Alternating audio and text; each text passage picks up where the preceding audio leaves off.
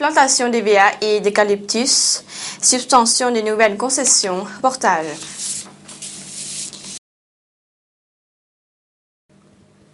Le ministre de l'Agriculture et des Forêts, M. Willivan Promke, a annoncé récemment que, conformément à une décision du Premier ministre, les autorisations d'investissement allaient être suspendues sur tout le territoire national pour deux catégories de plantations industrielles, l'EVA et l'eucalyptus qui envahissent plusieurs montagnes des pays. Ces instructions ont été adressées d'abord au ministère de l'Agriculture et des Forêts, aux services agricoles de toutes les provinces ainsi qu'aux institutions concernées. Au cours des 6 derniers mois, les responsables de la protection des forêts ont inspecté dans tous les pays plusieurs plantations d'EVA gérées par des entreprises locales et étrangères ainsi que des petites plantations familiales. Dans les provinces du Nord, plusieurs de ces projets ont été entrepris par des investisseurs chinois, tandis que dans le centre du pays sont surtout présents des investisseurs thaïlandais et vietnamiens. Les plantations s'étendent aujourd'hui sur 300 000 hectares environ. Certaines d'entre elles reposent sur des concessions de terrain d'une surface de 2 000 à 3 000 hectares ou bien sur ces concessions de type traditionnel.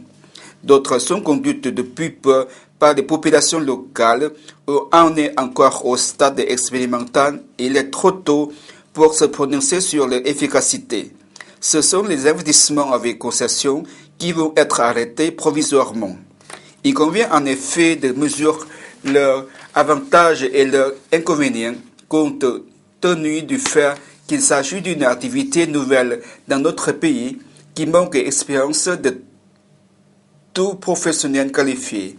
Par ailleurs, les paysans locaux sont aujourd'hui en mesure de s'organiser pour gérer par eux-mêmes ce genre de plantation. Les premiers d'entre eux qui se sont lancés dans la culture de l'EVA ont déjà récolté de latex, source de revenus qui a réduit leur état de pauvreté. Même chose pour l'eucalyptus, dont la plantation a également été promise par le gouvernement à des fins commerciales. Dans les provinces du centre et du sud, 5 000 hectares y sont ainsi dédiés à l'initiative de l'investisseur japonais. On peut aussi mentionner une compagnie indienne qui investit sur 5 000 hectares, dont 15 000 sont déjà plantés. On a encore une société chinoise qui a investi pour la fabrication du papier sur 9 000 hectares, dont 3 000 sont en culture. Les problèmes sont à peu près les mêmes pour l'eucalyptus et pour l'EVA. Selon la vision optimise d'Anzai, la croissance de l'eucalyptus est tellement rapide, seulement 6 ans après sa plantation, il est commercialisé.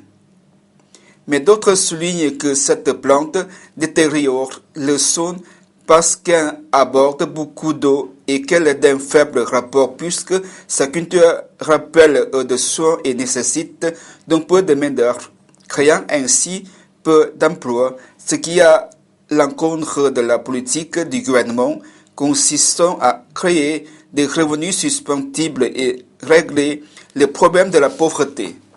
Plusieurs compagnies viennent de la proposer des projets similaires, mais le gouvernement souhaite mener au préalable une réflexion approfondie et que les paysans là-haut essayent de planter ces arbres autour de leurs rizières. C'est pourquoi les nouveaux investissements dans la plantation d'eucalyptus ont été pour le moment suspendus.